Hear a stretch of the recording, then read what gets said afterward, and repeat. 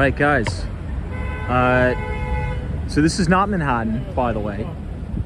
This is Brooklyn, New York. It's going to be a little bit of an early live stream tonight. We're going to be walking from downtown Brooklyn all the way to the big city, Manhattan. Let me just make sure the Wi-Fi is off. And we should be good to go here. All right, so I spent the entire day in Brooklyn, Red Hook, Brooklyn, New York, which was quite nice. Very busy, by the way. I was showing the Conover, 199 Conover Street in Red Hook, Brooklyn. Now, in the new year, particularly, I don't know, I'd say probably January 14th, we are getting ready to list the final penthouse at the Conover, Penthouse 3A. And I think it looks fantastic. So, in the next Behind the Street newsletter, which is going to be the first newsletter of 2024, I'm going to be doing a full property tour of Penthouse 3A at the Conover, fully staged with the sauna on the roof, as well as the cold plunge, and pretty beautiful views too. Laura, I'm going to have to catch your live stream. Thanks so much for joining us on this early edition of Walks on Wall Street. Daryl is here, says good afternoon from Chicago, Illinois. Daryl, always a pleasure to see you. Thanks so much for joining us. Happy holidays, Merry Christmas to you. Sam Plays says it's nice to see there's daylight. Yeah, I mean, what time is it, like 4:30? Goat says, Tom, are you going to Red Hook tonight? No, I'm just leaving there actually. I was there all day doing some showings, and the trains are all messed up and the traffic is crazy. I was like, you know what? Maybe I'll take an Uber back to the office. I pull up the Uber application and it's $73 to go from the Brooklyn Bridge to 575 Madison Avenue. I'm like, there's no way I'm doing that. So I'm like, you know what? Maybe we'll just walk across the Brooklyn Bridge tonight and get the stream out of the way a little bit earlier. I don't know. Hey, Tug Carter is here. What's going on? Good to see you. This is, we are in Manhattan from Georgia this week. Fantastic. We're happy to have you here. Yeah, they split the bike lane. So this is no longer the bike lane anymore to the Brooklyn Bridge. It's on the other side, as you can see. But guys, check this out. You see that very interesting looking building all the way to the left? It kind of looks like a sailboat. Now that's called Olympia Dumbo. It's one of the best selling condominiums in all of Brooklyn, New York. In my personal opinion, that has some of the best views of Manhattan by far. In this building right here. It's called Olympia Dumbo. It's fantastic. Hey, Jen Claus is here. What's up? This is lovely evening for a walk. Hey, Jen. What's going on? Noah is here. Oh, a lot of bikes in the pedestrian lane tonight. Rafed, what's going on? Raphael. Jamie's here. Welcome. Now, this big glass building in the front, dead centered right here, is also a brand new building that was developed by Extel, and that is 1 Manhattan Square. That's another really, really nice building too. But as I scan the camera over to the left, the very famous arches of the Brooklyn Bridge are going to come into picture with One World Trade Center and 130 William. Hey, I see Razzle Dazzle 786. Happy holidays to you. Hopefully you're having a good holiday season. Thanks for joining us at Golden Hour as we head over the Brooklyn Bridge. Now, I think the internet's not good though. So right as we head a little bit further north, the internet's probably going to start to buffer a little bit. Noah's here, good to see you. Thank you for reading the newsletter. I saw your comment. Thanks so much. Glad you enjoyed it. I think we covered a lot of interesting topics this week. Look at all that traffic going over the Manhattan Bridge and merging onto the Brooklyn Bridge on-ramp here. Crazy, crazy traffic. Yeah, I don't know. I was gonna take the 2 train from Borough Hall all the way back into the city. And when I stepped on the platform, it showed 20 minutes for the wait. Now, as any New Yorker knows, if you step onto the subway and it shows 20 minutes, it's a done deal. It's cooked. So it's either you got to find another way home or take an Uber. And the Uber was like 73 bucks. So might as well walk it. Mary is here. What's going on? Yeah, Sam says we can see the World Trade Center. These are some of the best views you're going to get.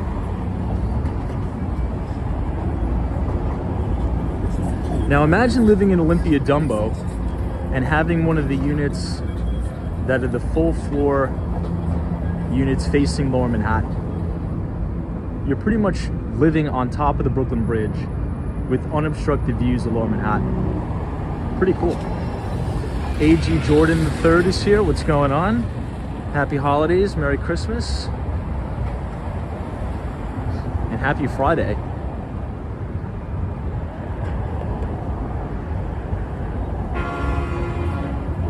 You can see the arches of the Manhattan Bridge right here. And if you look really, really close, you can see the spire of the Empire State Building too. Look at that. Look at all this traffic coming off the bridge. And there's even foot traffic on the bridge today. Wow, I was not expecting that. Jen Claus says the Uber took $125 from me. Jeez. You know, I got banged over the head like that one time going to JFK early in the morning, or excuse me, late at night, which I guess, you know, early in the morning, 1, 2 in the morning.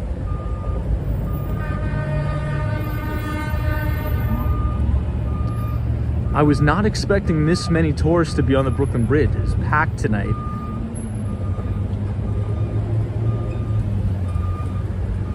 And you got major gridlock coming from Manhattan. Look at that.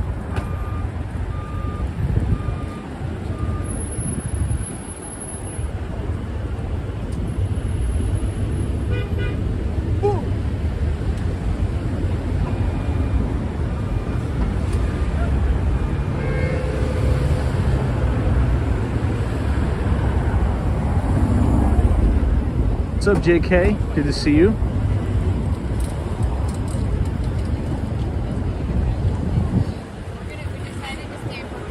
Now here's a cool feature, but I don't know if you guys will be able to see it because of the internet. They finally installed the tennis court as well as the pickleball court on top of Olympia Dumbo. So if you look closely right here, you can see people playing tennis on the roof. I mean, imagine playing tennis and overlooking these amazing views of Lower Manhattan. It's a pretty awesome building.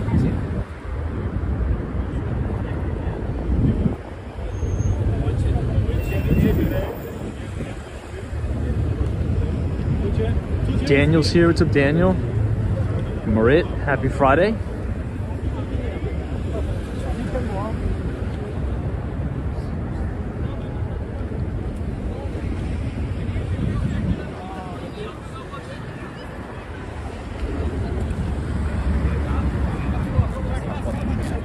At least we'll be able to see a really nice sunset from the Brooklyn Bridge.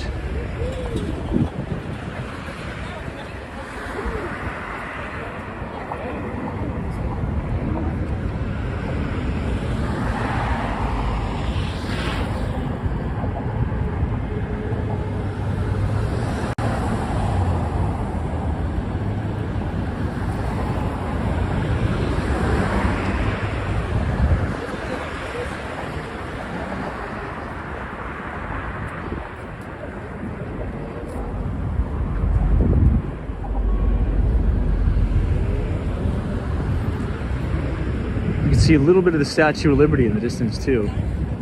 So that's where I'm coming from, all the way over there.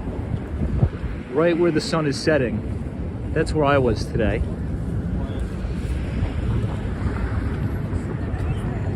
In Red Hook, there's actually a Tesla service center. Sally's here. Happy Friday. Welcome to Golden Hour on the Brooklyn Bridge. All right, I want everybody to look to your right, because all the way in the distance you can see a pretty clear view of the new Hudson Yards development.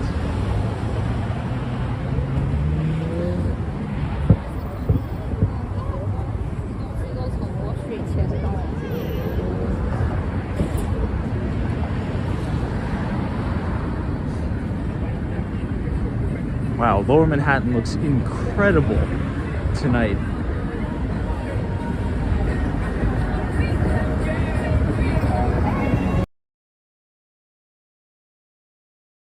It's incredible. I think it probably... Now, the building just to the right of the World Trade Center, that big black building there, is 130 William. That was one of the best-selling buildings or condominiums in all of Manhattan in 2022. It's, I think, about 97% sold. I think there's only 4 sponsor units left.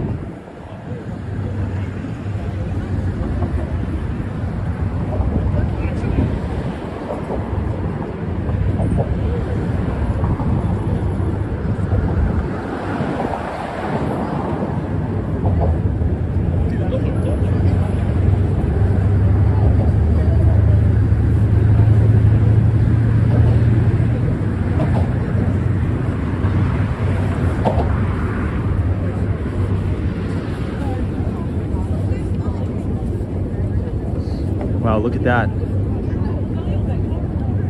You have great exposures of the Empire State Building, One Vanderbilt, Chrysler Building, and the Hudson Yards. It's amazing.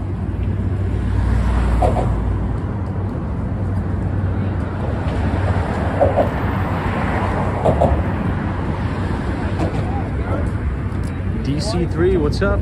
Good to see you. David Maine, welcome.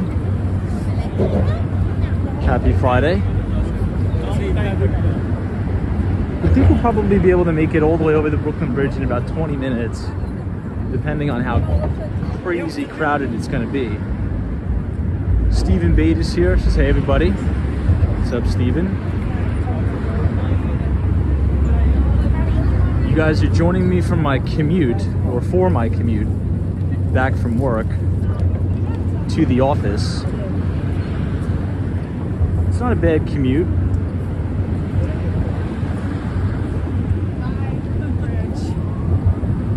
Wow, not a bad sunset either. Look at that. That is picturesque. Hey, Sabrina Fair, good to see you. Jeff in Southern Tier, New York, always a pleasure. Susan, welcome to the Brooklyn Bridge.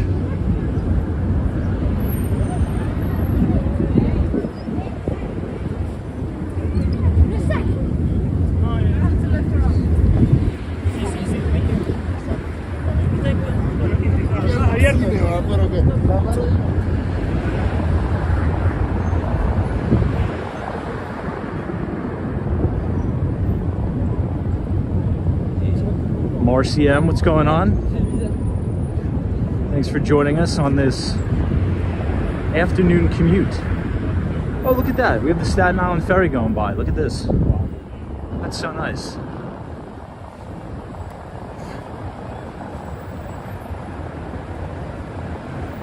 So that is the Staten Island ferry pulling in.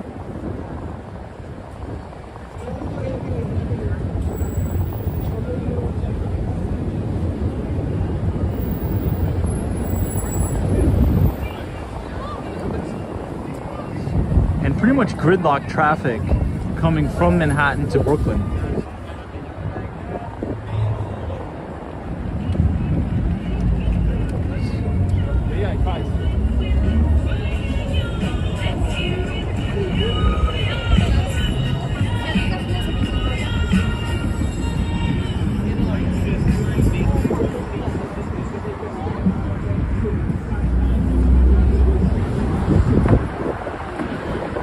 windy up here though.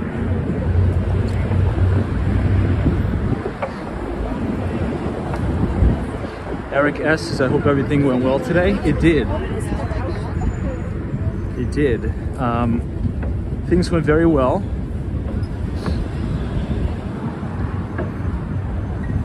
Lots of traffic, and I think we may have somebody that wants to make an offer. So that would be cool to get something in contract before the end of the year. That'd be good.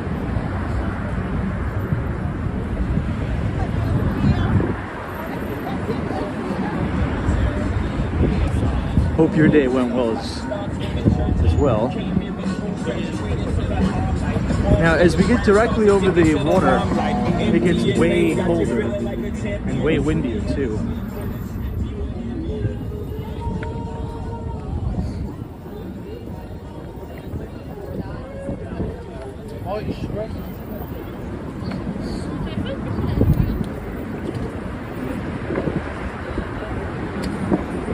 Just try to pick up the walking pace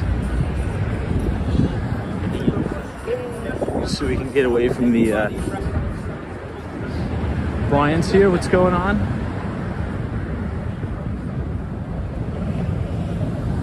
Brent. Hey Tom, I spent a week in the city yesterday, or last week. It was awesome.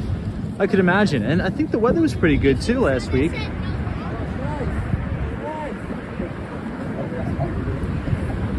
Hopefully you'll come back soon.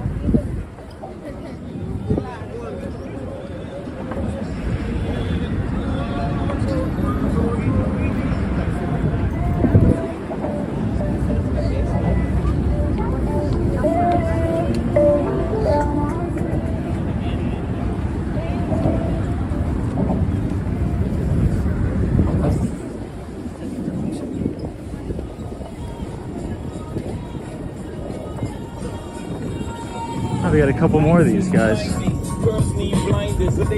think that was 3. Got the bike people.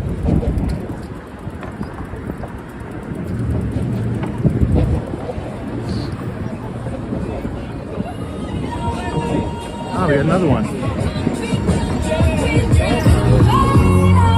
I think that's 5.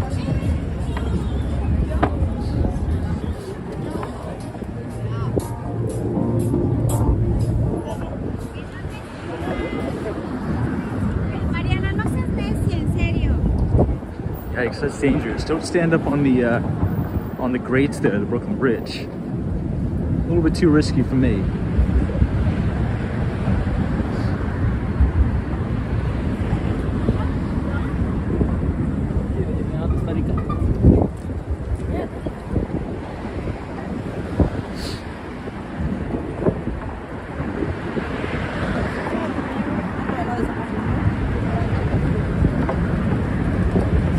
Hey, GGNYC, what's up?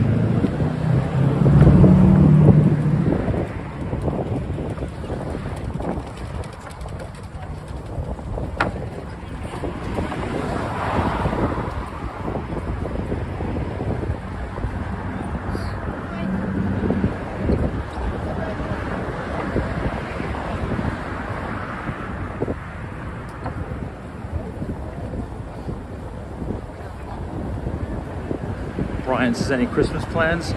I'm not too sure. I just need to take it easy a couple days. I'm glad that Sunday is Christmas Eve, because usually we host a lot of open houses on Sundays, and Sundays are usually the busiest days, so hopefully I could just do nothing. That's sort of what I'm looking forward to. I just need 2 days. Just 2 days to do nothing, and then I'm ready to go. I'm back at it. Hey, Susan Wolin, welcome to the Brooklyn Bridge. We are commuting home because for some reason the trains were a little messed up. I was going to take the 2 train from Borough Hall all the way back to the city. But, yeah, I don't know. There's a 20-minute wait, which really means that the trains are down. If you see 20-minute wait, it's kind of done. Hey, DJ reviewing under 2, what's going on? Welcome to our afternoon commute.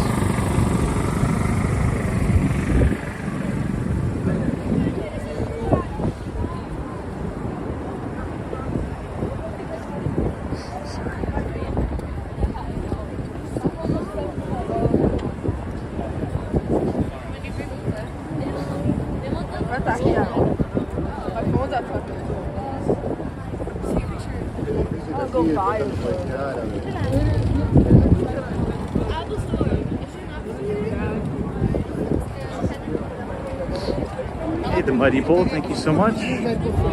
Appreciate you.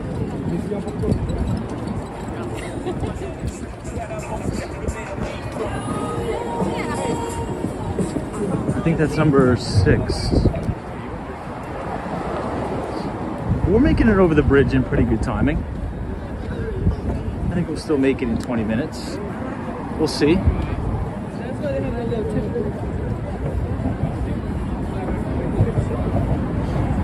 It's nice to see a lot of tourists though here for the holidays. I remember doing this in 2020. There was not a person on the bridge. You can imagine that.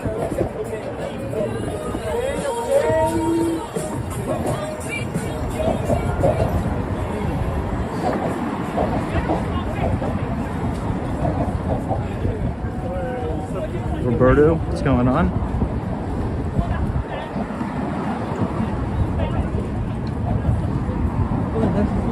Yikes.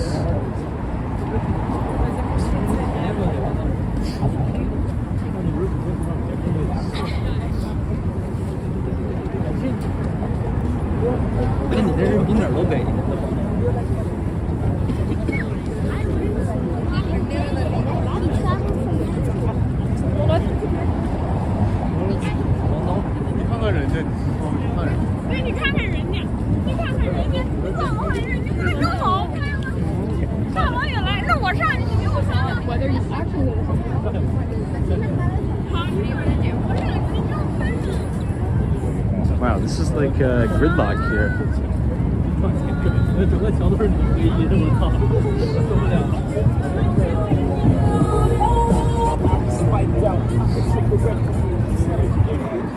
Alrighty. Brian Beck, what's going on? Good to see you. We're trying to make our way through the Brooklyn Bridge. That guy almost got smacked in the face with the thing.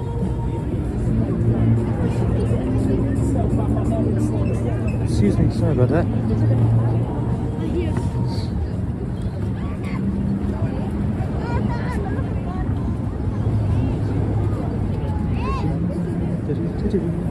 Excuse me, sorry.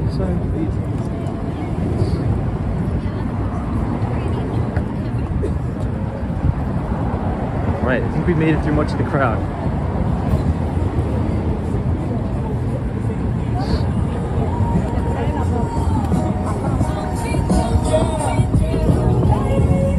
I haven't really kept count, but I think that was maybe number 11 or 12 of those little thingies.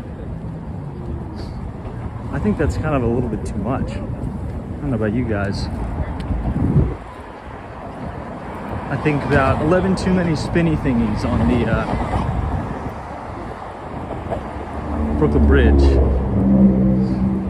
All right, but maybe we'll have a little bit of time to check out the Wall Street tree before I gotta head back on the train and go to the office.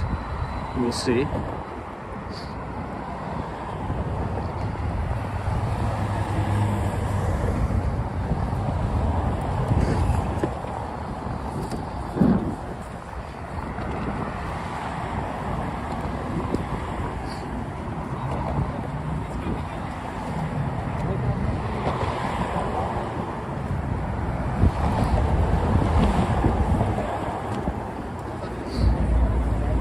I'm gonna put you guys down because I got to plug in my phone real quick.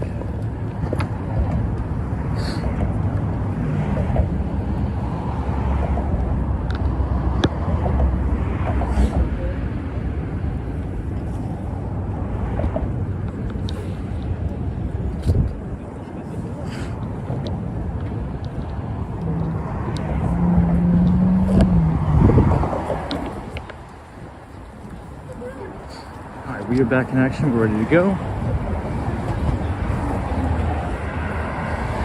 I know, great pack. Just thank you for braving the storm here. Yeah, but you know, it's good to see a lot of tourists back to the city. That's what the city needs.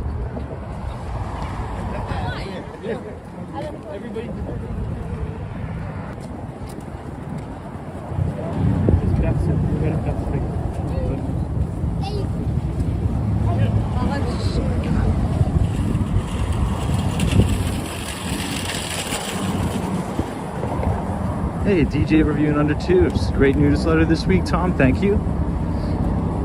Thank you so much for reading it.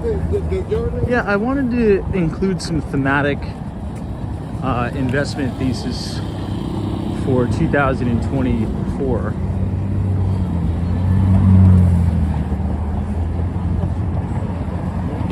I think if I had to ask a question to the chat, if you could come up with one theme for 2024, right? A thematic investment. What do you think it's going to be? Keep in mind it's an election year, so it's going to be extra crazy.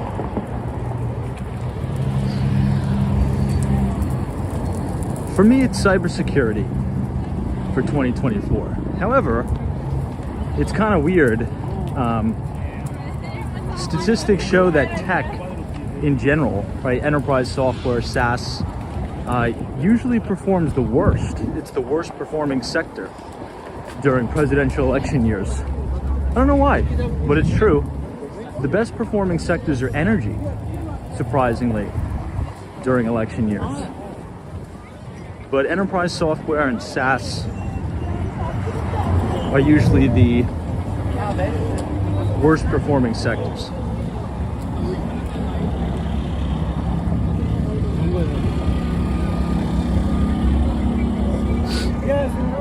DJ reviewing under two says maybe AI for 2024.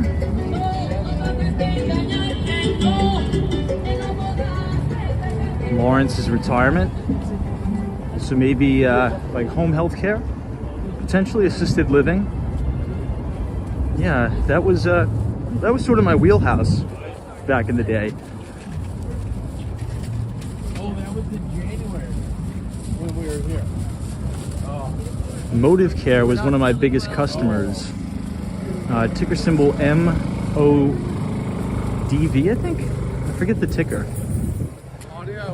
But they own and operate a lot of home health care agencies, assisted living facilities, rehabilitation facilities, things like that.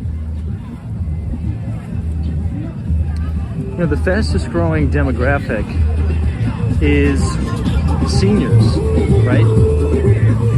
And the replacement rate is so low, not only in the United States, you know, many other countries all over the world. The two countries in the worst shape as it relates to the replacement rate is Japan and Korea. Very, very no good.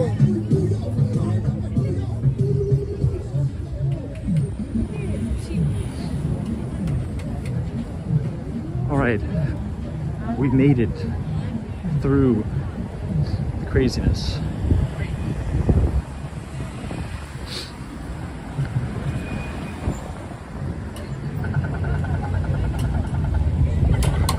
Ryan Beck says, you think healthcare?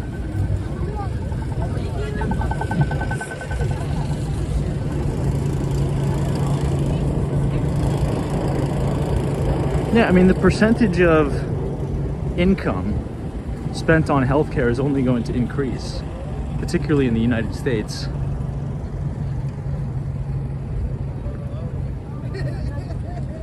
I know AG Jordan says, dang, walking all the way across Manhattan now. Yeah, I mean, I thought walking the Brooklyn Bridge would be a little bit quicker on my commute.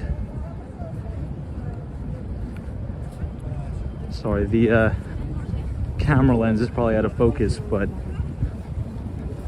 I was too busy just running through the folks there.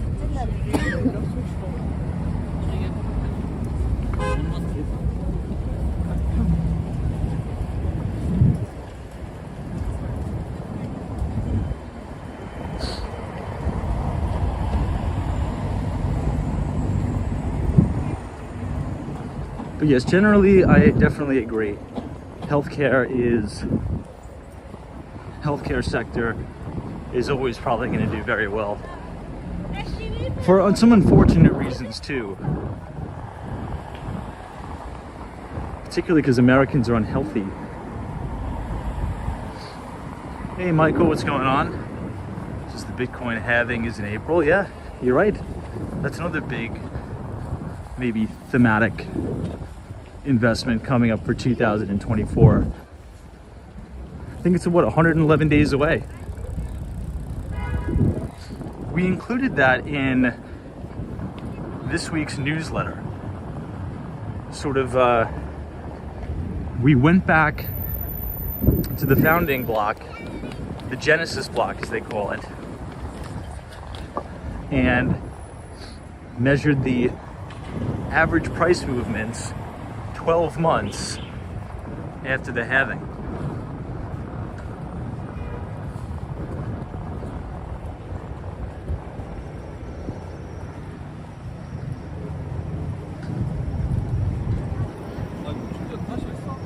All right, I'm excited to see the Wall Street, New York Stock Exchange Christmas tree.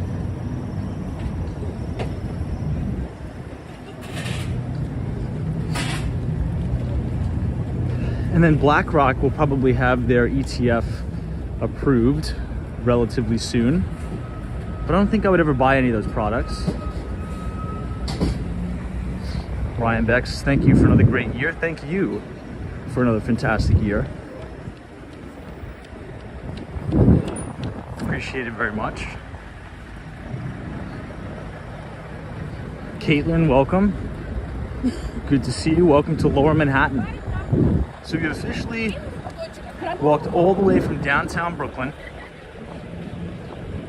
through Dumbo, and now we are pretty much right outside of the World Trade Center here on Ann Street.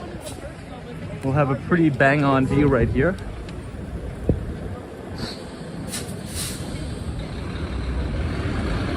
Look at that. Gorgeous. Hey, Jules, good to see you. Says, hey, Thomas, keep missing you. Nice to see you during the day. Hope you have some time off soon. Thank you so much. Merry Christmas, happy holidays to you. Yeah, tomorrow, I think it's going to be totally dead. I don't think I'm going to be working too much, if at all, tomorrow. So I think I'm going to take that time just to kind of hang out. What about you guys? Anybody doing anything Saturday? Pretty much everybody called it a week, I think about 2 days ago.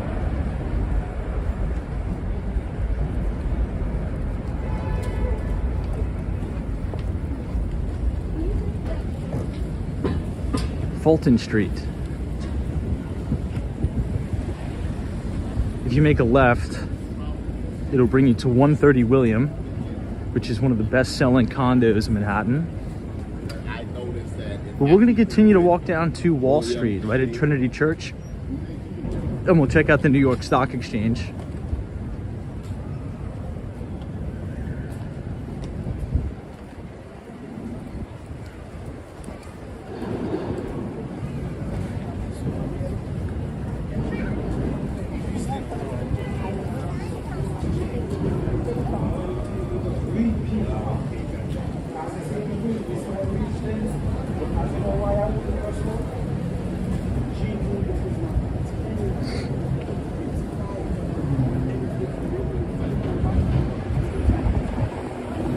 Jules is, yeah, quite right, in relax mode now.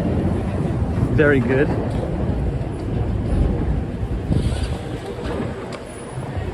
I think today is going to be one of the busiest travel days of the year. For people flying at the airports, navigating around the country. Anybody traveling for Christmas? Anybody getting on a flight today, tomorrow?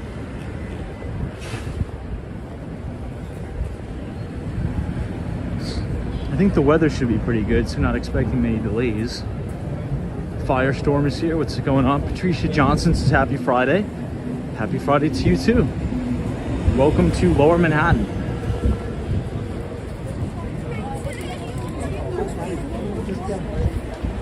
We're currently walking down Broadway. E-Case, what's up? We're passing Zuccotti Park on Liberty Street. This is where the Occupy Wall Street protests originally happened here. I always mention the Reason TV mini documentary series with Peter Schiff. Took place right here.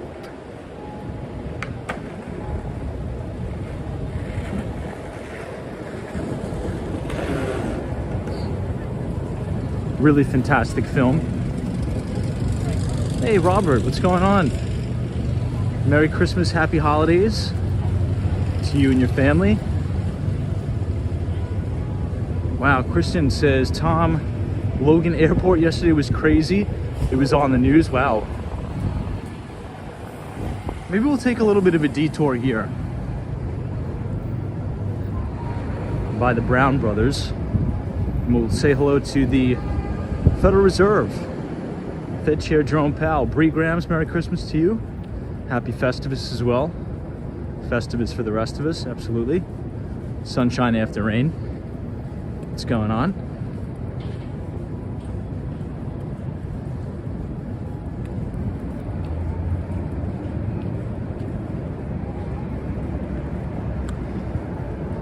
Nassau Street. If we look to the left, this is the big bad Federal Reserve. Yikes. We heard from them not too long ago at the final FOMC meeting of the year. That's it, last FOMC meeting of 2023. Interest rates remain steady. Fed funds rate 5.25% to 5.5%. Big talk. What's going on? Good to see you. Merry Christmas, happy holidays.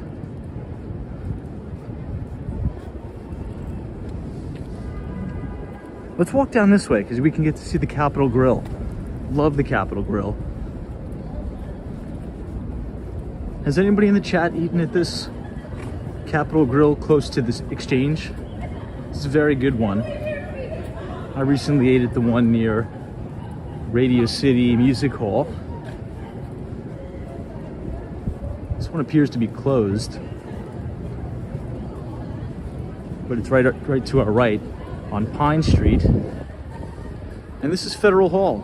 That's going under intense renovations. The scaffolding is going to be up here for 10 years. But look at that. Wow. Wow, that looks amazing.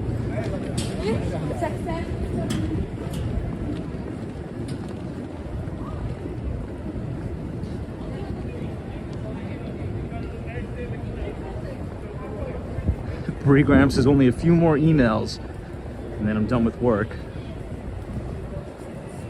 Love that. All right, everybody, welcome to the New York Stock Exchange. Welcome to Wall Street on the corner of Broad Street. Christmas tree looks fantastic. I also like those very deep blue Christmas wreaths on the outside of the New York Stock Exchange. I love that.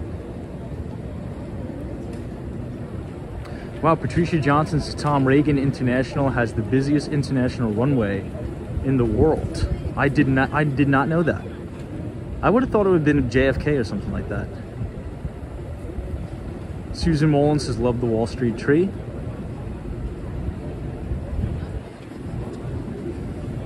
Joel PM says, do we know how many FOMC meetings there will be in 2024? I'm actually not too sure about that. I don't know the exact number. But if you go to the Federal Reserve's website, if you just type FOMC/Fed in Google, I think it should tell us. That's actually a really good question. I have no idea. Okay, and if we turn the camera to the right, you'll see Trinity Church all the way at the end of Wall Street. And just off to the left, this is One Wall Street. You can see all the lights are out. That's because the building is only about 20% sold. This is the largest office to condominium conversion in the city's history, and it was put on by Harry Macklow, who also did 432 Park Avenue. Roberto, what's up? Good to see ya.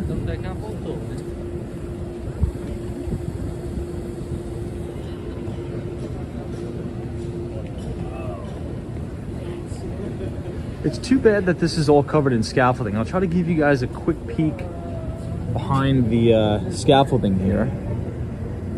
Let me know if you guys could see this.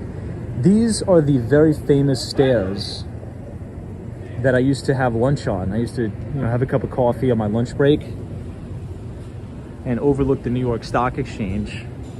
But I think the tree looks good this year, particularly with the backdrop of the exchange lit up for Christmas. There's a lot of people down here checking it out. Usually on a Friday, right around 5 p.m., it would not be this busy.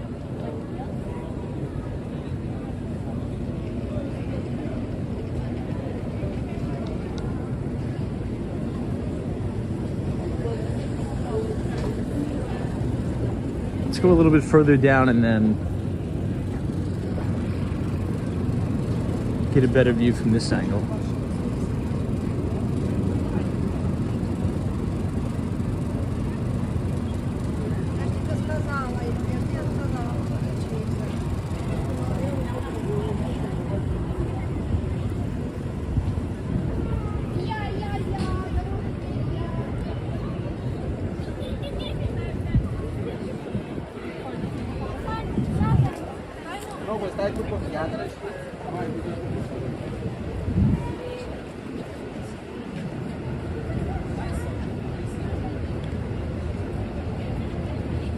Jack S says, hey Tom, are you doing another stream tonight? Probably not.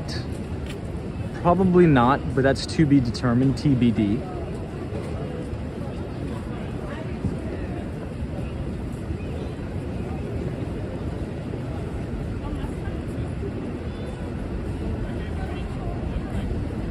Hey, Uncle David with the $5 donation. Appreciate it very, very much. Says, did the vendors need a permit to sell on the bridge, or is it the Wild West of street vendors? Love watching the streams and Merry Christmas. Thank you so much. Merry Christmas to you too. I think they do technically need permits for that. But I if I had to bet, I don't think really, probably nobody does have one, because very seldom does the NYPD ever check, right? So I think it's probably just the Wild West. It's kind of the same thing if you ever walk down Canal Street in Chinatown, particularly during the day, during the summers. A lot of people are out selling, handbags and things like that. Now, do you need a permit to be there? Yeah, technically, legally, yeah. But I don't really think the city does too much, if anything, about it. But thank you so much for watching. Appreciate it very, very much.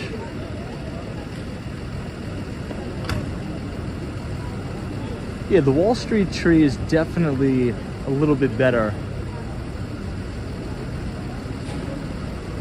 than the main one at Rockefeller Center.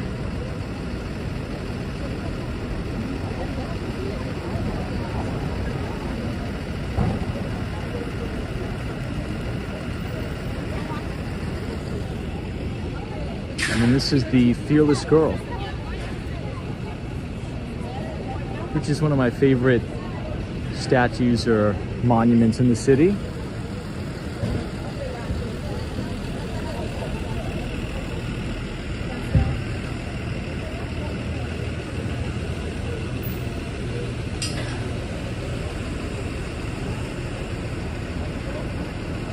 Okay, this is standing directly under the tree outside the exchange.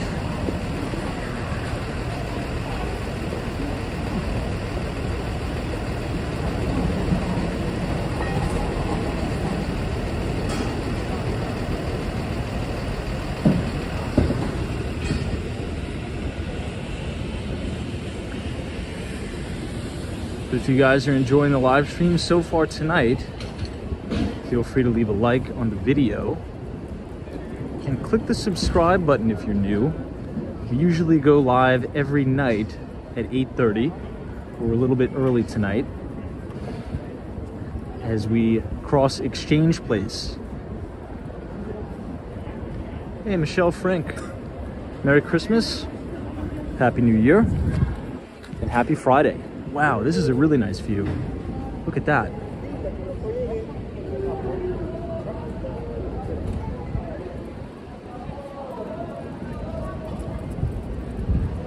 Wow, this looks really nice.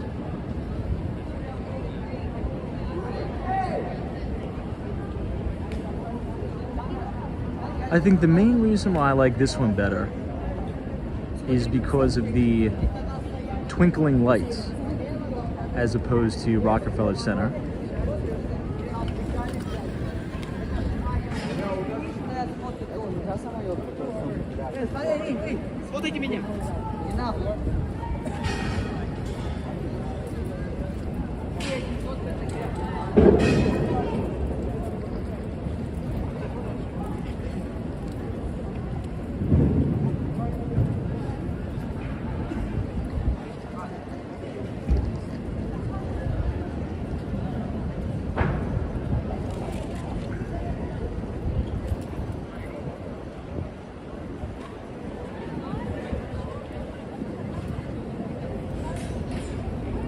Man, you can kind of just stare at this and just chill.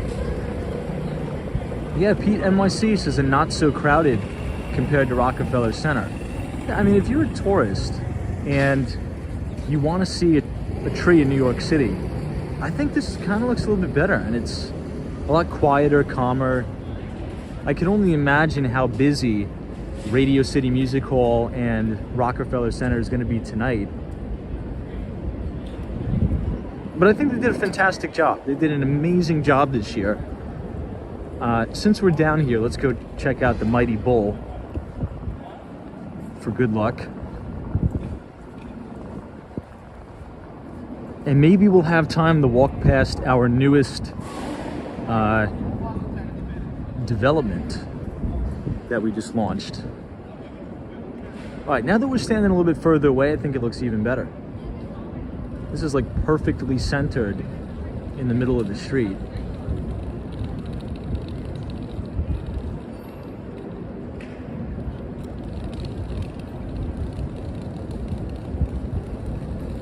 It's fantastic.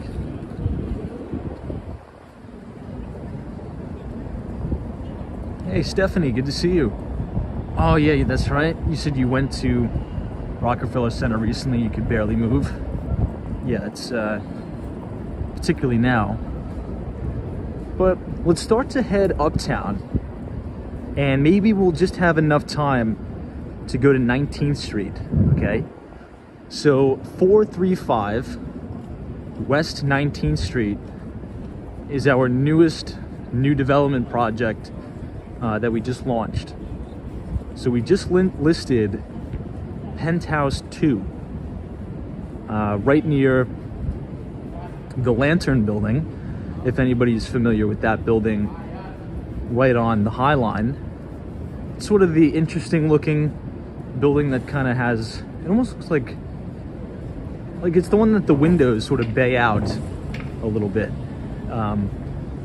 We are the building right across the street from that on 19th Street in the High Line. And I filmed a property tour of the fully furnished penthouse on the 7th floor. So check your emails if you haven't received our Behind the Street newsletter yet. I sent it out last night around 8:30. And if you want to see that full exclusive penthouse tour, it's, in my opinion, it's the nicest listing we have. I think it's even better than the penthouses at the Conover, I'm not gonna lie. Better than 75 First Avenue, because the developer made these amazing 12-foot ceilings, floor-to-ceiling glass windows, and you have all exposures of Midtown. So you have direct views of the Hudson Yards, you have direct views of the Empire State Building, all of Billionaires Row, the High Line. It's a stunning property. If you want to check that out, If you scan the QR code on your screen, it'll bring you to the Substack page. And if you scroll all the way to the bottom, you can click play and watch the walk through the penthouse. So every other Thursday after the stock market closes, we send out our free research piece, and at the bottom we include an exclusive walkthrough of one of our listings. I pick one every other week, and I send it to you guys. Let me know what you think. Oh, look at this. There's another tree on Wall Street. Well, not Wall Street, Broadway, but down in Lower Manhattan. I never knew that. But yeah, if you want to sign up for that, just scan the QR code, punch in your email, and you'll be signed up to receive it for free. Everybody's waiting in line for the Mighty Bowl.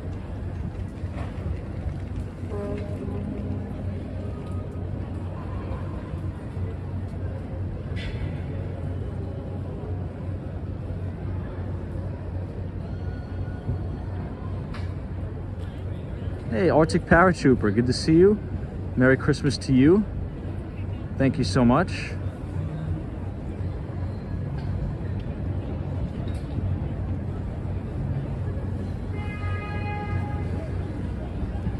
E-case. Yeah, so for now,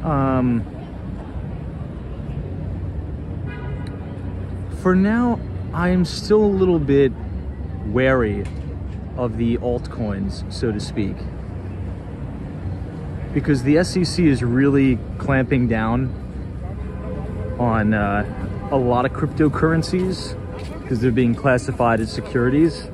But they've already made a ruling on Bitcoin to say that it's property, right? So I think until that is sort of cleared up, I'll kind of sort of stay away from that. But that's exactly whoa, jeez. I mean, that was exactly the problem, right? Is because if you're a founder of a crypto token and you just solicit these tokens to people, you can't get away with it just because you're not calling it a security, right?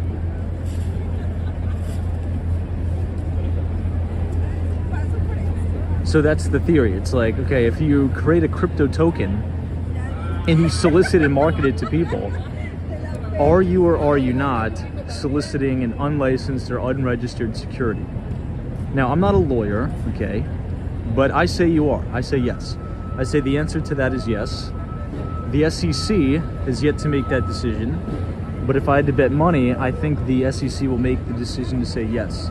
These are unlicensed, unregistered securities, and if that happens, the SEC is going to come after. Ooh, look at these people in the street as this bus is coming. Can't watch that. Oh, God. That was so close. It was unbelievably close. And the MTA bus drivers will not stop. Man.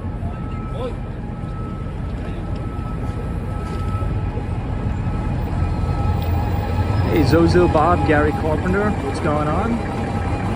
Merry Christmas, Happy Holidays.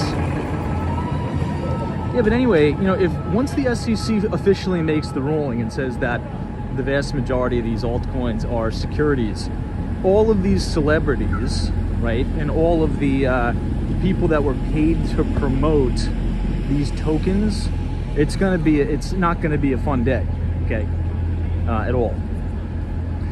But what usually happens is the following.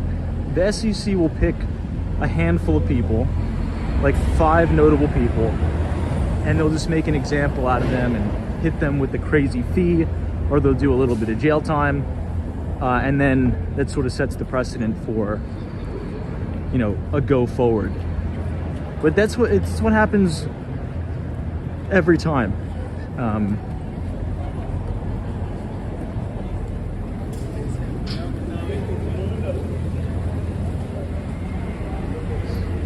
I mean, the sad thing is, I think a lot of these celebrities who were paid to promote these cryptocurrencies, I really don't think the celebrities really knew what they were getting into, right?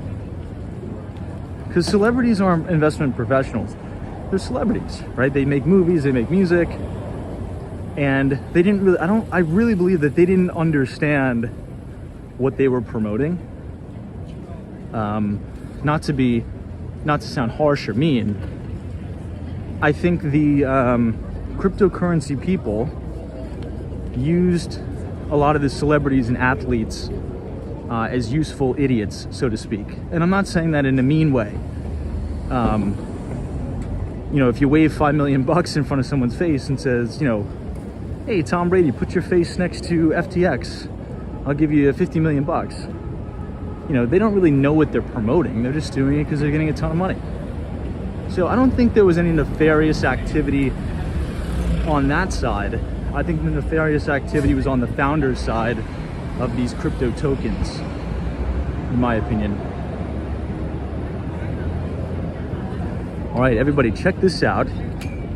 We are now standing directly outside One Wall Street. Look at this. And you can see the flags that says Maclo Properties.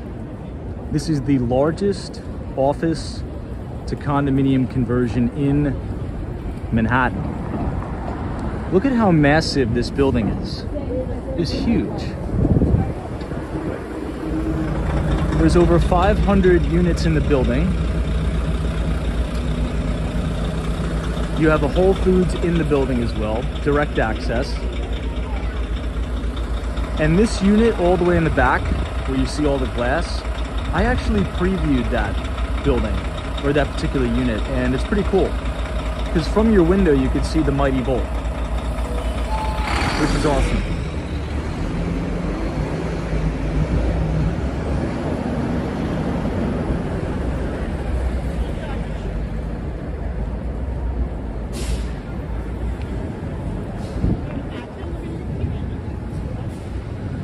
Look at this. This is a cool shot of One World Trade Center.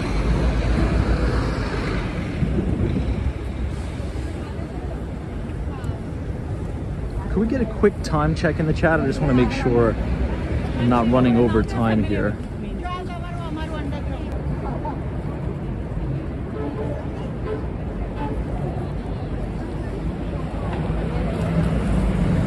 5:35. Thank you.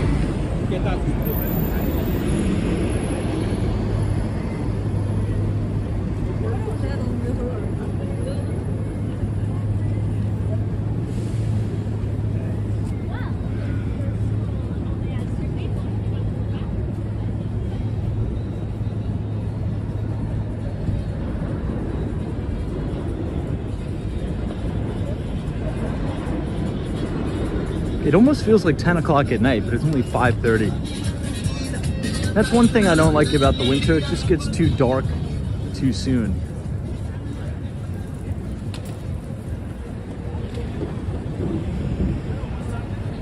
All right, now we are headed north. We're gonna cross Pine Street, Thames Street, Cedar Street, and this will take us back to Fulton Street, which is kind of where we came from. So we're just doing the big loop.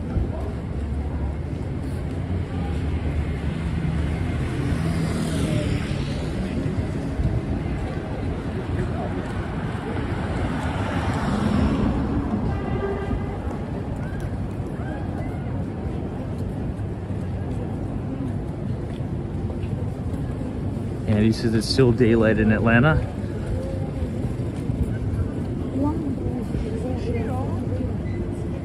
It was a beautiful day today. It was a little bit cold, but beautiful nonetheless.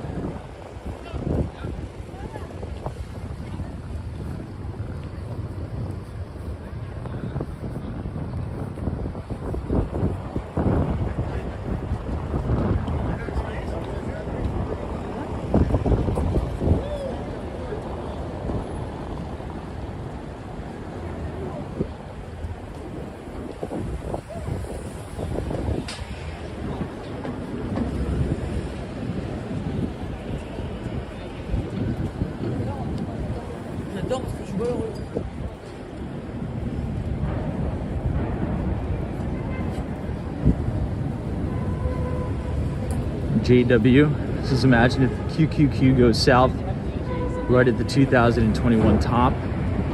Well, usually when you have an indice, breaking out over a new all-time record high, after it's been, we've been in a very brutal bear market, and I wrote about this in the newsletter that I sent out to everybody last night. Now, even if you think about, 2008, right? Look at the duration that equities declined in 08, 09. This was actually a longer duration. It doesn't feel like that, does it? But it's true. In terms of duration, this is a longer duration from top to bottom and sort of consolidation here. And if you look at individual stocks that topped in 2021, particularly the very high beta, SaaS, software as a service, tech stocks, AI stocks, some of those were beaten down over 90%. Seriously. So if you kind of look under the hood of the market, there already has been a very, very severe bear. Now, does it mean 100% this bull trend is going to continue? No. But I think it does. I think it does. And if you look at some of the exposures to money market accounts, which we've also talked about in the newsletter, if you go to the Fred website, so FRED, which is the St. Louis Fed website,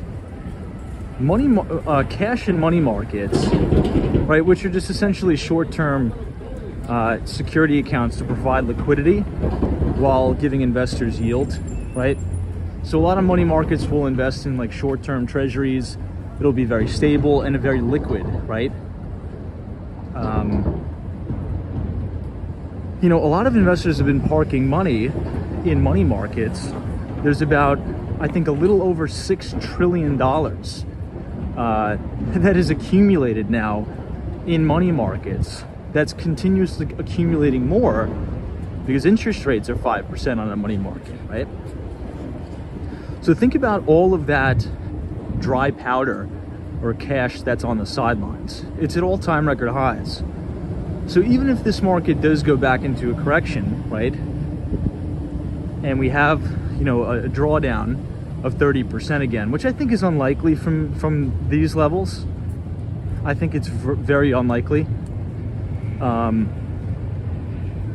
There's going to be a lot of cash on the sidelines for people, getting back into the market, investing in businesses, right?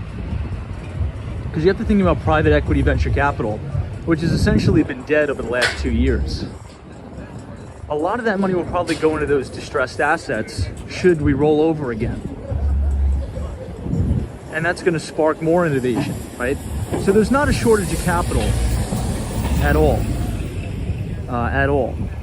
It's not like, everybody hears the narrative that's continuously repeated. Investors are tapped out, nobody has more cash anymore. That's not necessarily true. There's over $6 trillion in money market cash, not invested in stocks, not invested in real estate, that's on the sidelines, right? And how many times have you heard, one of your friends or a family member say, I'm waiting for the market to crash and then I'm going to buy everything. I'm going to wait for valuations to come down and I'm going to buy everything. That's what everybody's been saying and has said. And that's why so much cash is accumulated in money markets. And investment spurs innovation. So it's possible we could be in early innings. Okay, everybody, let's start to head north. We are now right outside of the Oculus, which is right here. Oculus looks great tonight. Andy is here. What's up, Andy? Welcome. But if you want to learn more about sort of that thesis I was talking about as it relates to money market funds and cash balances in very liquid money markets, we wrote about this. I sent everybody an email yesterday. If you type exclamation point news, NEWS, in the chat, the Nightbot is going to drop the link to our Substack, where you could actually read all of our archived research going back 2 years. Every Thursday we publish it. Or you could scan the QR code and just punch in your email. And every other Thursday you will receive it. But let's venture a little bit further into Tribeca. Okay? And I think this will be cool because we are going to pass Franklin Street and then we'll turn down Franklin Place, where we also have a listing right there. So if you go on Street Easy and you want to see it, if you type in 5 Franklin Place, once again, that is 5 Franklin Place, apartment 8A. That is our new Tribeca listing on the market for $3,495,000. It's a 3-bedroom, 3.5 bathroom with private parking garage right there at 5 Franklin Place. Now across the street, this is the Four Seasons Hotel, but in the lobby is Cut by Wolfgang Puck. It is a very, very good and expensive steakhouse,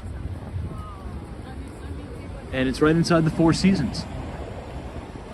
Anybody ever been to this steakhouse here in Lower Manhattan? And if you have, what'd you think about it? Thumbs up, thumbs down, what do you think? Hey Malcolm, thank you so much. This is Tom, it's great to catch you. Merry Christmas to you too, Malcolm. As we pass Barclay Street, and we're coming up on the Jenga building as well. But yes, right here is Cut by Wolfgang Puck, and that is the main entrance to the Four Seasons Hotel here in Lower Manhattan.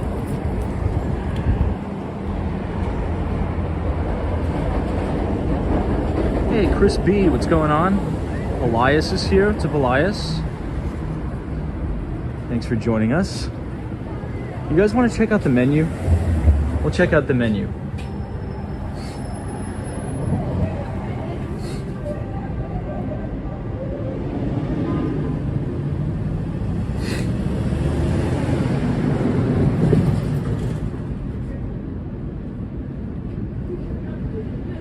Wow, the Wagyu. Did you guys see on the right side of the menu the Japanese Wagyu beef? I think it said $225. That's crazy for a steak. Must be pretty good. Hey, Mike Skate TV, what's up? It's good afternoon, Tom, sir. How you doing? Anything special for the holidays? No, nothing special. I just gotta take 2 days just to do nothing and just sleep and relax a little bit. I think that's what the holidays are for, just kind of chill. So hopefully I'll be doing that tomorrow, just unplugging for the day before Christmas Eve, that is. I don't know, what about you? It looks like somebody abandoned Christmas early. They already threw out their Christmas tree. That's one thing you're gonna start to see on the live stream after Christmas. The streets in New York are going to be completely filled with people throwing out their Christmas trees. Yeah, for sure. Kristen says, Tom, are there any places open for Christmas in the city? Pretty much almost every place is open.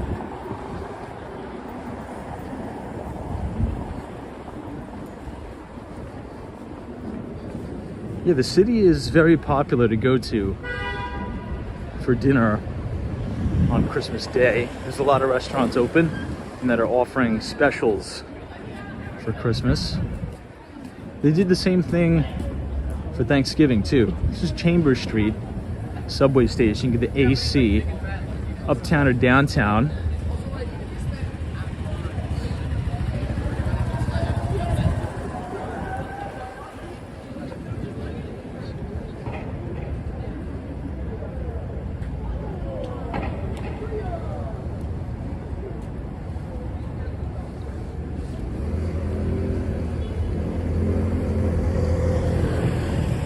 And in the distance, you could see the Jenga building. Looks like somebody's in one of the penthouses. The views from that building must be insane.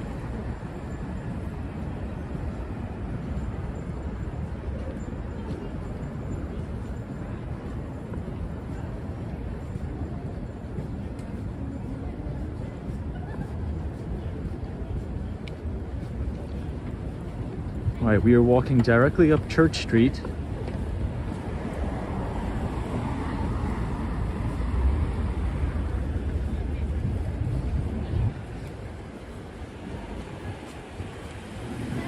We'll cross one and then we'll go up again.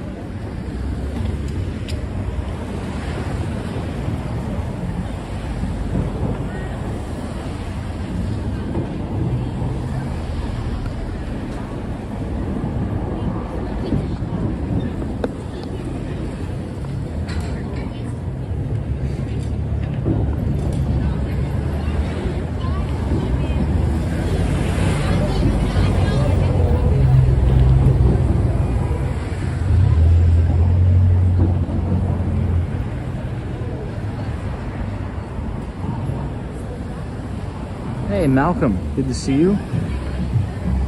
Yeah, it's been a good year. 2023 has been a very good year. 2 thumbs up for this year. And I think next year is going to be even better. I think next year is going to be just an unreal year for everybody, to be honest. Everybody. I really think 2024 is going to be the year for unlimited opportunities. 2024, I think this is going to be the year where you could really level up your life in a big way. And maybe that's, you know, you're going from walking to you get a bicycle. Maybe you get from a bicycle to a car to, you know, maybe you're flying first class private jet. Obviously those are just examples of just leveling up, right? I'm blanking on the word. An analogy? Yeah. But yeah, 2024 is that year. I think is that year where you can make these huge jumps. Hey Jay, what's up? Good to see you.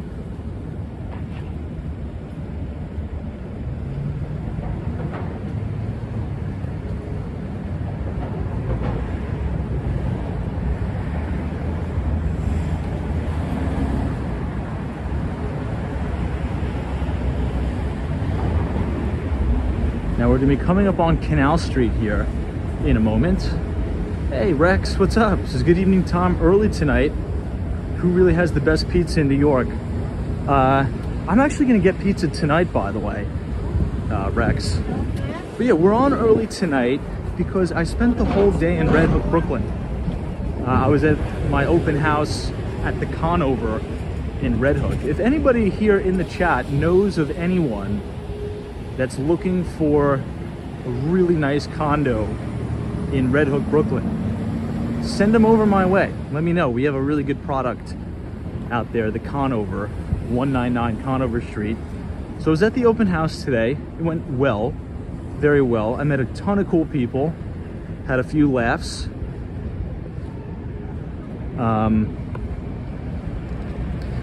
One lady flew in from Italy for the holidays. She had me dying the entire time I was showing her the apartment. I like that, because sometimes, you know, you can have people that, you know, you're showing around a property And everything, like every 2 seconds, every step you take, it's just criticizing. It's like, all right, then why did you come, right? I mean, I think just some of these people, not all people, right? I've had a couple like that where they schedule the appointment to come and they're so adamant about getting there like as soon as possible. They're like, I need to make this appointment ASAP. You got to fit me in your schedule. And from the moment they walk in the door, it's just a barrage of negativity. It's almost like they purposely came to the apartment just to criticize it and just talk horribly about it.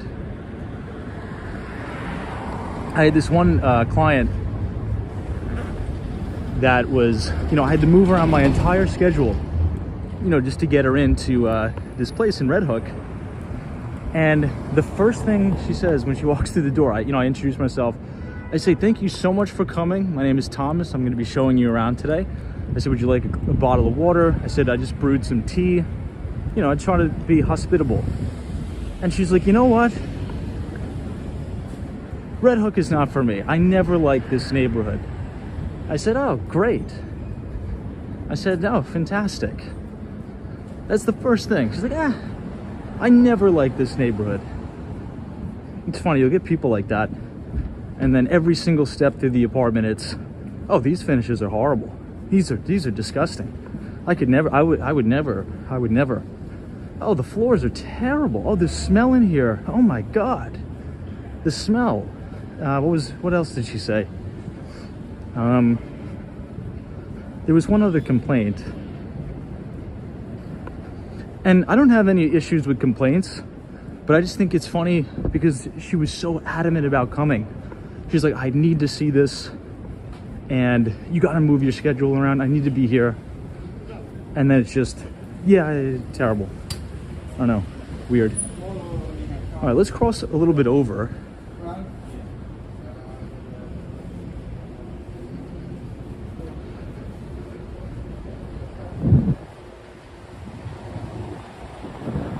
And then we'll get back on Broadway. This will be a little bit easier path to navigate up.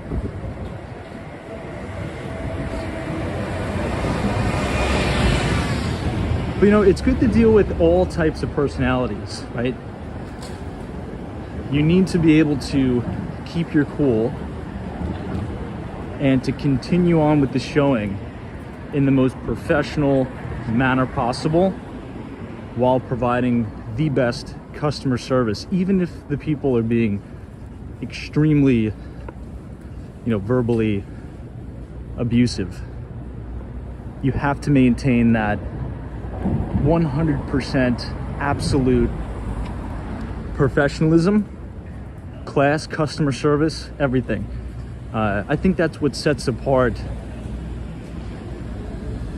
really the professionals that make a lot of money and those that don't. You cannot break stride. All right, everybody, this is Franklin Street. Very charming here in Lower Manhattan. And Broadway. Now we're gonna make a left here.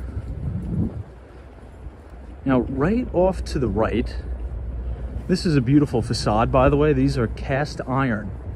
These are really, really heavy cast iron facades, which are some of my favorite, particularly as you go up to Soho.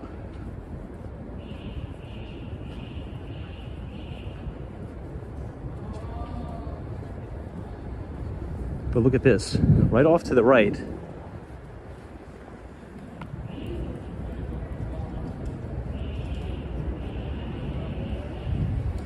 This is Franklin Place. So right off of Franklin Street, not to be confused with Franklin Place, is a private street for the building 5 Franklin. You can see the private driveway signs. And once this car goes by, we'll cross. I'll give you a quick peek at it. And if you want to look at the listing, if you go on Street Easy, just type in 5 Franklin Place, apartment 8A, and that's us. Here, I'll take my hood off just in case. But yeah, we are selling 8A. Now, if you look right behind these crowns here, these golden crowns, that's actually the garage to the building. So the entire facade opens up and you drive your vehicle onto the elevator pad and your car goes down into the basement. So this is the building. It's tucked away here. You would never know, never ever know it's here. And that is sort of one of the attractive, I would say, selling points of a lot of these properties down here in Tribeca. A lot of notable figures live here, things like that. And they live down here because it's very tucked away and secluded. We'll try to go around the crowns here, but it's a beautiful, beautiful place. This is the entrance to the garage. The facade actually opens up, and you have these beautiful cobblestone streets. And it's 3 bedrooms, 3.5 bathrooms, and we listed it for $3,495,000, and it's just under 2,000 square feet, so it's nice, and it has good views too. Now, the 8th floor in this building is the first, I would say, line that clears the building heights, so you're gonna get a lot of nice blue sky. And the top floor penthouse is owned by a very famous New York Ranger, which at last Saturday's open house, I ran into him, and he was such a nice guy. He was with his kids.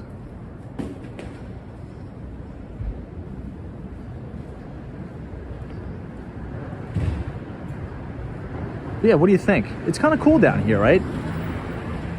And you're across the street from a lot of these loft style apartments, again with these cast iron facades. It's a cool neighborhood. It's a cool vibe. And there's a cool Tesla Model X, which I love.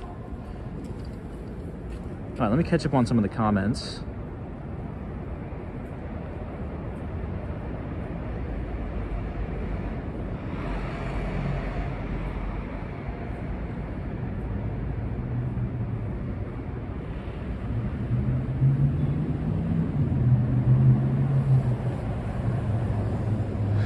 DJ Chris, what's up?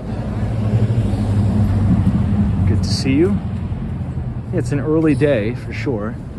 We usually start the streams at like 9 o'clock. We're supposed to start at 8:30. But I'm like, you know what? It's golden hour. It's at the Brooklyn Bridge. We might as well cross, which I thought was nice. Wow, look at this building, guys. Love the fire escapes. Hey, Marty says, hello, Tom. Have a Merry Christmas. Thank you so much. Merry Christmas to you too, Marty Lewis. I was looking at some of your photos online.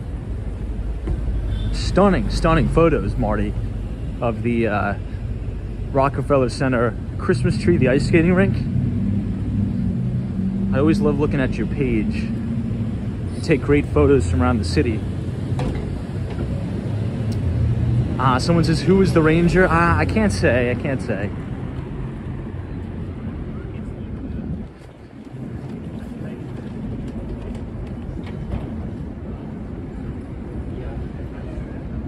Now, this is the Jenga building here. I think it's a very acquired taste to want to live here. It's very unique, it's very cool. I like the balconies, so you have a lot of nice outdoor space. Eric S. has great views this afternoon / tonight, Tom. Yeah, I think this was probably the most picturesque live stream we've done in a while, right? You have the Empire State Building all the way in the distance too. But the views from the Brooklyn Bridge were nice tonight. There was no clouds. We were there at golden hour, so we were watching the sunset. It was nice.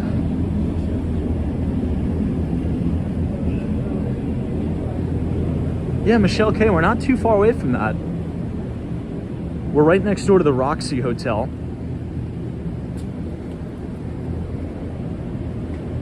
But we're coming up on Canal Street, which essentially splits the island of Manhattan in half. If you bang a right on Canal, that'll take you all the way through Chinatown, Little Italy, and to the Manhattan Bridge. If we bang a left, that'll take you to the tunnel and the Hudson River.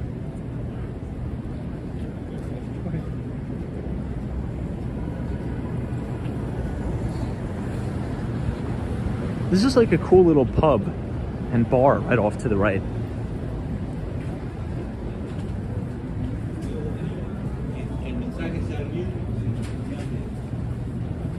I'm sure MacDougal Street is probably going to be so packed tonight.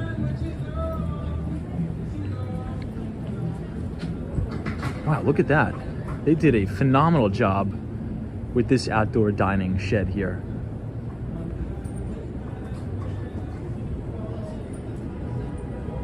I think this is probably the top 5 well-maintained outdoor dining. This looks really nice. I think my favorite one is 2 blocks away from Jeffrey's, right off of Madison Avenue, the one that we checked out the other night. Paul says, what is the local property tax on an apartment of $3 million? It really depends. It really depends on the building. It really, really depends. Now, sometimes it's funny, right? A lot of people will look at a lot of these new developments. This is another great shot, guys. Look at that. You see the spire of the World Trade Center and the Jenga building. But many people will look at a lot of these newer developments, you know, particularly on Billionaires Row, and say, wow, you know, the property taxes must be crazy on this, you know, $5, $6, $7 million apartment. Well, if you look at, and this is actually a really good example. I'm glad we're talking about this because this year, 2024, so in a couple weeks, like 2 weeks here, I can't believe I'm saying that, but the tax abatement on 157 West 57th Street, which is the first building to go up on Billionaires Row, their tax abatement expires this year. Not a lot of people know that. I keep track of a lot of that, and you should as a buyer as well. So if you want to do some really interesting analysis, if you go to Street Easy, pull up one of the, you know, just take your pick of one of the apartments there. I mean, they're all pretty much over 5 million, with the exception of some of the 1-bedrooms. Anyway, you'll see that the property taxes and some of those units were like $1,200 a month, which is extremely low. I mean, some of them even less, and that's because they had that tax abatement. So now with that expiring, I mean, the taxes are probably going to go up significantly, and I think that's going to impact resales too. Because I mean, think about that. If you're going to buy in 157 now, you no longer have that tax abatement, and you got to pay the mansion tax because it's over, you know, $1 million for the apartment. So you got to pay that 1 point on it. So not every time that you see one of these grandiose, you know, penthouses in New York City, it doesn't necessarily mean it's going to come with a big property tax bill.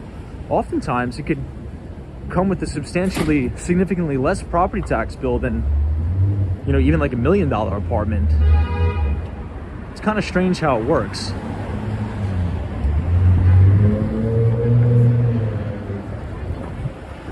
All right, I think we could just make this light here.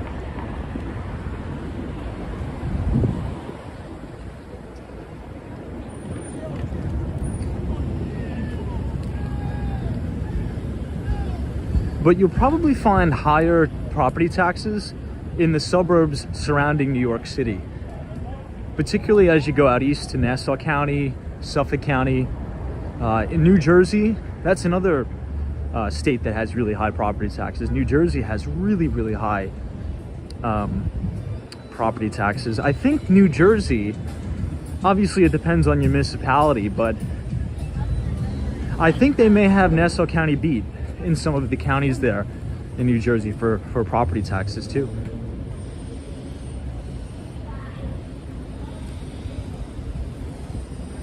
I love this building.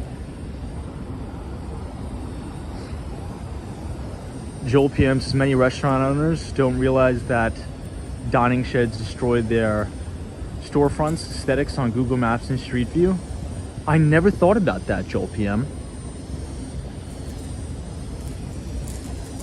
You know what? Joel PM. You are right, sir. Because look, this is a good, this will actually be a good example. I never really thought about that because we walk on the sidewalk. But look, this is a good example. Mamo, it's a restaurant in New York City.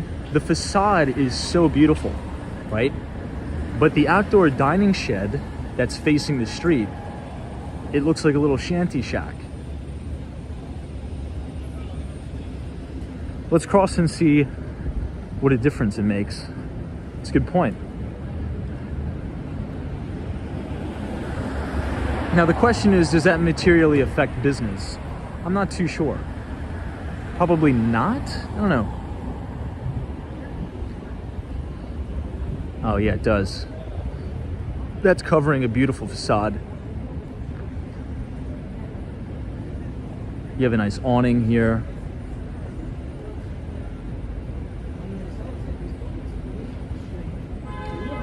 That's a good point. So this is Grand Street, if you make a right. And we used to have a really nice Soho Loft listing at 74 Grand Street. We might as well reminisce on it and take a quick pass through. Now, 74 Grand Street is a full gut renovation. However, the cast iron facade is the original cast iron facade to the building, and it weighs 72 tons. So a 72-ton cast iron facade. So when you look at the outside of the building, you're gonna say, oh, this looks like one of the older original buildings in Soho. But it won't. We'll go on the other side.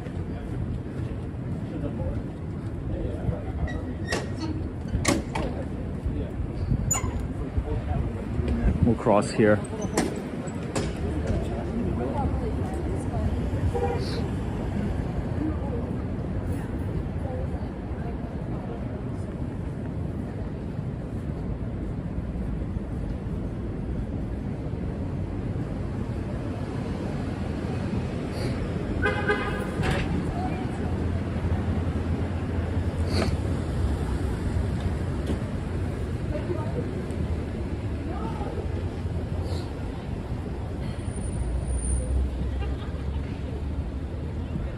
All right, here it is on the corner of Wooster Street and Grand. You can see some of the original Belgian block streets. I wonder if our sign is still up there. No, I think they took it down.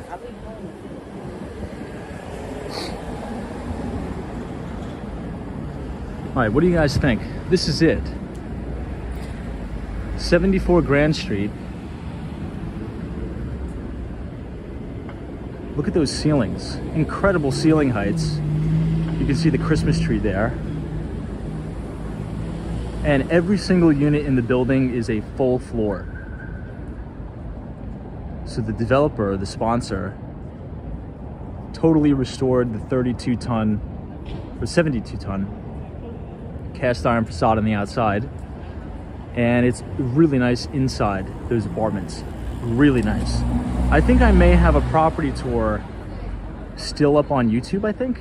If you type !Grand, G-R-A-N-D in the chat. I think it's still up. I don't know if I took it down or not. But these are nice. And they were on the market for around $24,000. Which is a fair price for Soho, very fair price.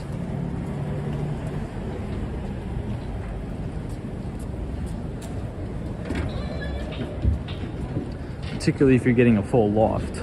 2 bedrooms, 2.5. I think one of them was 3 baths.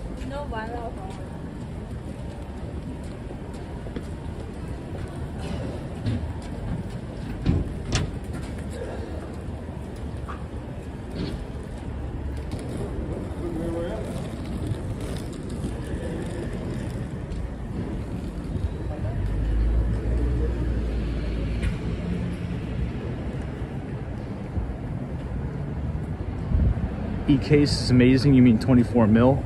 No, 24,000 a month for the rent. So they were rentals. For whatever reason, the sponsor didn't want to sell because at the time the market was very, very soft. So a lot of times developers will do that.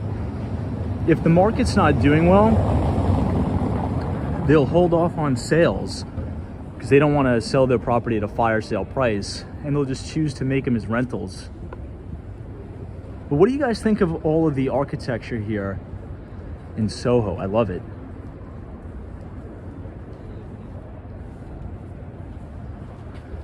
Really incredible buildings.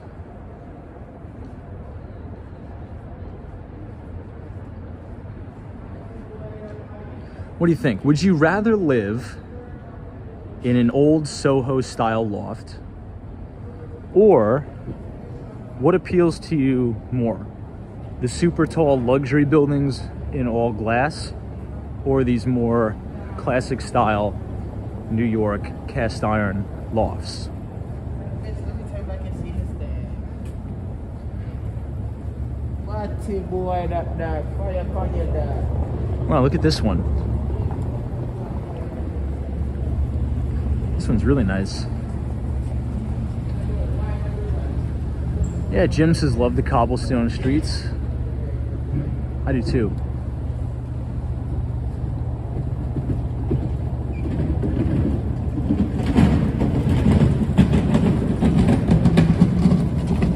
Wow, a lot of people are saying Soho. Which makes sense. I mean, Soho is very expensive now. Very, very expensive.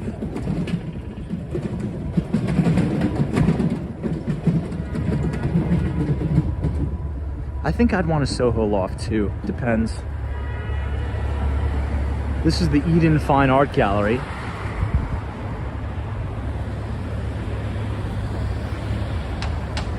But if you guys are enjoying the live stream so far tonight, feel free to leave a like on the video and click the subscribe button if you're new. We do these walking tours every night, starting at 8:30 p.m. in New York City, except for tonight. Tonight's an early night.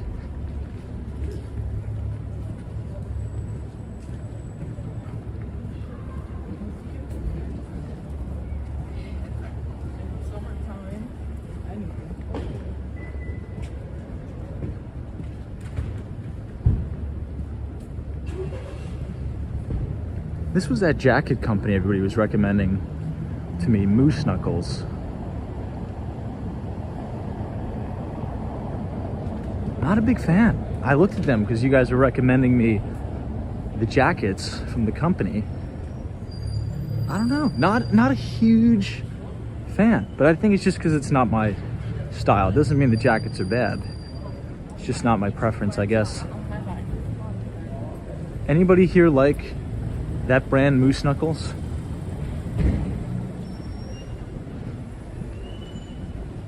Now this is one of the main sort of drags here, where there was, during that crazy time. This is where there was a lot of the looting here.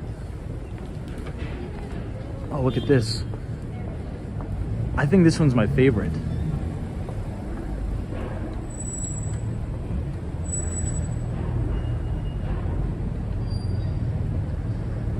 I like the black outer trim against the white facade and the very small fire escape.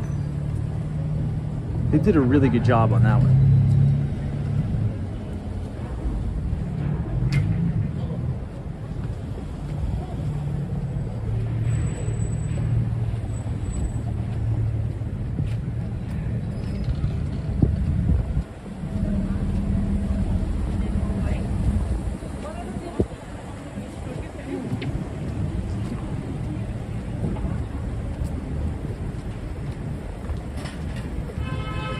If you go to the right, that's sort of the main area in Soho, right on Broadway.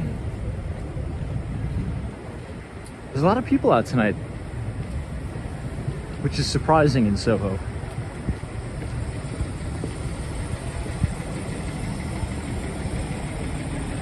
John, Jesus, you need a parka. I got a jacket from that store, Uniqlo. I think that's how you pronounce it.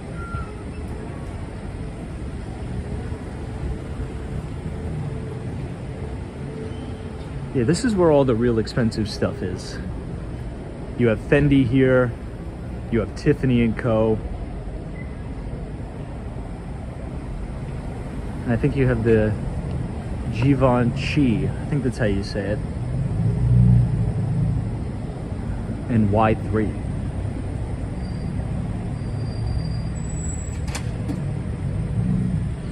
Malcolm says, is it cold tonight? Not as bad as last night, actually.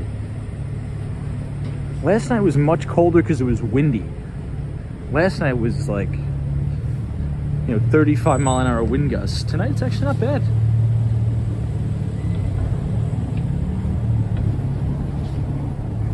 You have Dior over here. They have a really nice display outside of the Sherry Netherland. Right there, next to the GM building.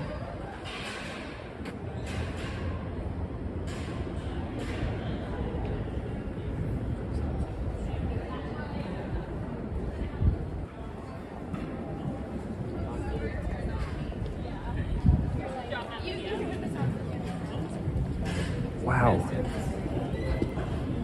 Okay, that loft here must be stunning. You guys see that? You can kind of see their Christmas tree in the living room. All of these kind of look like full floor apartments.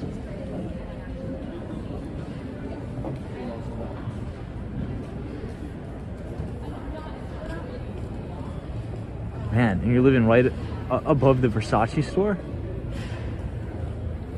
Now that's cool.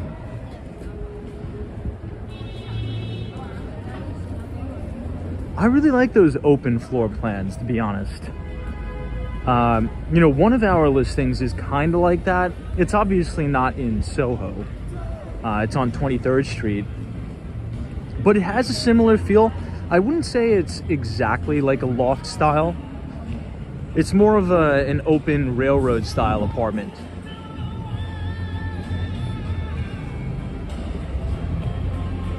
It's 139 East 23rd Street, Gramercy North.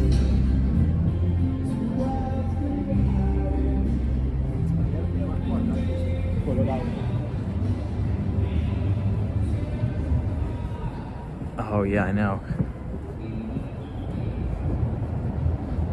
I think Shopify should be here, I believe.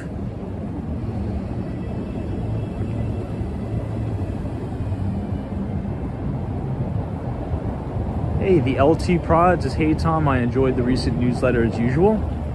Thank you for reading. I appreciate it very much. And also, thank you everybody for sharing the newsletter.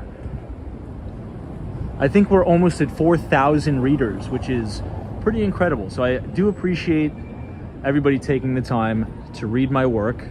It means a lot. Hopefully it's enjoyable, entertaining, and fun. That's why I try to include those property tours. But here is the Shopify offices. It looks like they have their own coffee bar. I could see 2 espresso machines there. That's a cool place to work. I'd imagine coming in and walking into your office. Yeah, I'll have a cappuccino. Salesforce invited me to their offices way back in the day because we were doing business with them. And I'm talking about the Salesforce at Bryant Park, not San Francisco. So the one right across the street from the Bryant Park. And on one of the top floors in the building, they have a full cafeteria and a full-time barista. So you can get wow, that dog is beautiful. I don't know if you guys saw that. But they have a full-time barista in the office. It's crazy. All right, now we're close to NYU, New York University.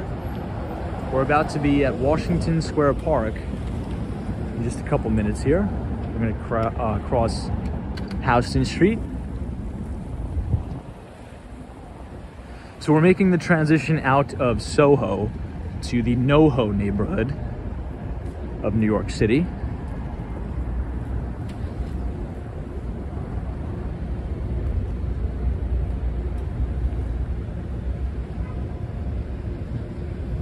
Jen Claus says your letter is amazing. Thank you, Jen. Appreciate you. 10 out of 10 for you.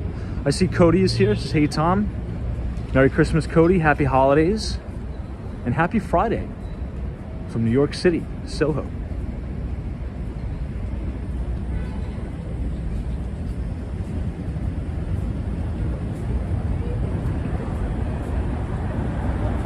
I'm gonna take a little bit of a pit stop here because I want to see if the Think Coffee is still here on Mercer Street. Hey, Joe C, what's up? Good to see you, Joe C. Okay, Mercer Street looks totally different, doesn't it? That is like so noticeable. Now, for those of you who don't know, right in the corner of Mercer Street in Houston, this is a brand new building that was just completed, and New York University owns this building. And this whole sidewalk used to be completely blocked off for years, many, many, many years. So the street looks so much bigger than it actually is now because all the scaffolding is finally down.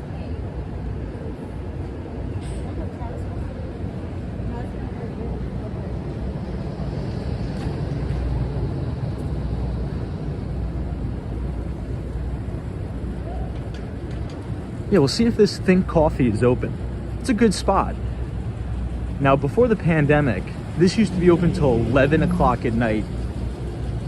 One of the major downsides about the city after the pandemic is things just aren't as open as late as they were. Does anybody else notice that? Things that were used to be open at 11 now close at like 8.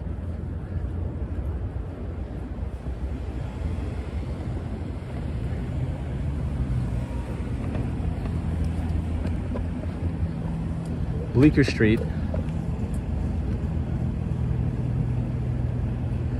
Malcolm's is a student accommodation. I'm not too sure. I don't know what it is, but the building looks fantastic. The building looks really, really nice.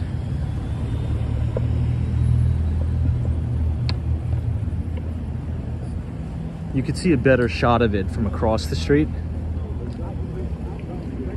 So once we get across Bleecker, I'll show you. If we stand by these city bikes,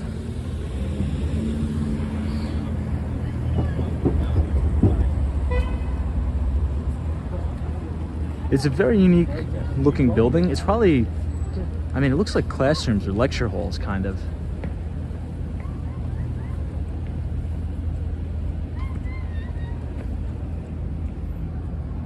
Looks good.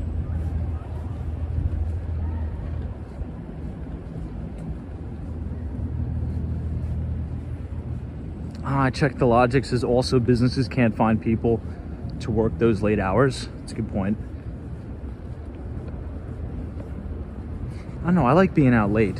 I think I'm a night owl.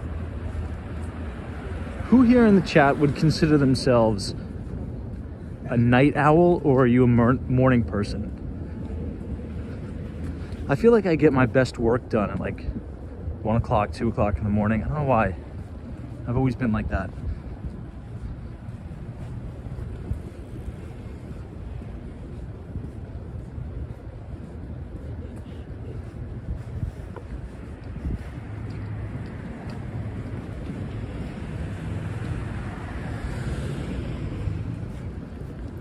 Now these are the dorms.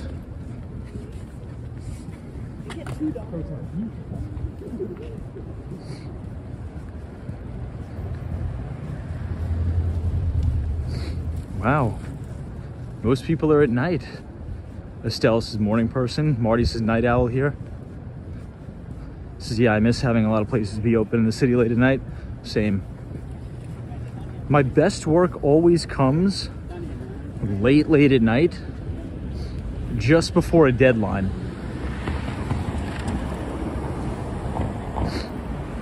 Cooking, says Tom, is NYU in a nice part of town. A very, very, very, very nice part of town. NYU is very, I would say, centrally located because it's really it's near everything, right? It's near Soho, so if you want to go shopping in kind of like the fashion district, you got it there. If you want to have a good time, you could walk a few blocks over to kind of the Astor Place area, where you have St. Mark's, East Village, things like that. Oh yeah, it's still here, but they close early. So Think Coffee is a really good coffee shop here. Oh, no way. Jessica says, I used to work at that dorm, nice area. Oh, cool. What were you doing working at the dorm? Were you like a TA? Is that what they're called?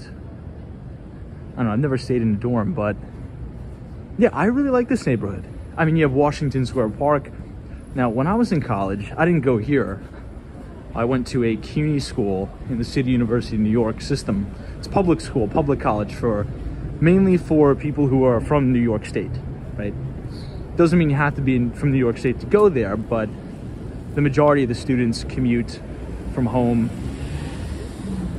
Anyway, but I used to spend a lot of my time here in Washington Square Park.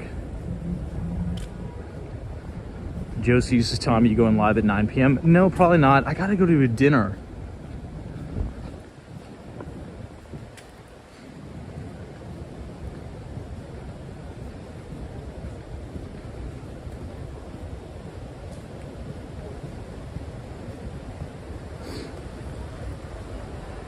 Now this is the NYU Stern building.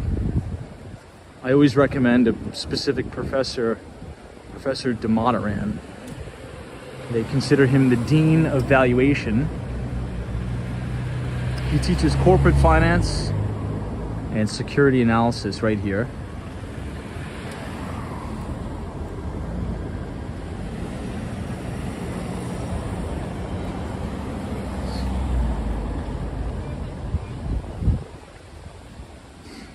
Now, a lot of his lectures he actually publishes for free on YouTube. So if you check out his YouTube channel, Professor DeMonaran, you could take an NYU Stern class for free, pretty much. It's great value. This is the Stern Business School right in front of us.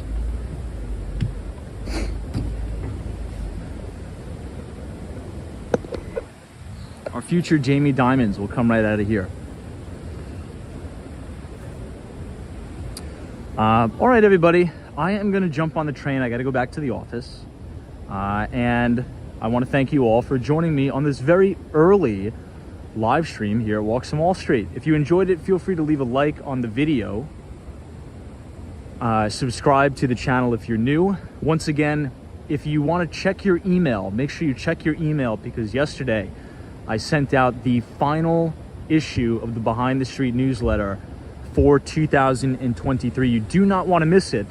So if you want to read that, go ahead and scan the QR code on your screen, punch in your email, because at the very end of the newsletter is an exclusive property tour of our new penthouse listing right on the High Line at 435 West 19th Street. A stunning penthouse with incredible views. Go check it out and let me know what you think in the comments. So hang with Mark Mom. Thank you so much for joining us. Merry Christmas. I will see you guys tomorrow. Have a wonderful Friday. E-Case, thank you so much. Merry Christmas. Lisa Davis, Brian Forrest, Austin City Limits, Tom A.K., Mary, T.D. Purcell, I appreciate you. Estelle, Big Task at Hand, the LT Prod. Sonia, Root, Sally, Scott, Gary Carpenter. Guys, that's all we got. Take it easy. God bless you all. God bless the United States of America. Thanks.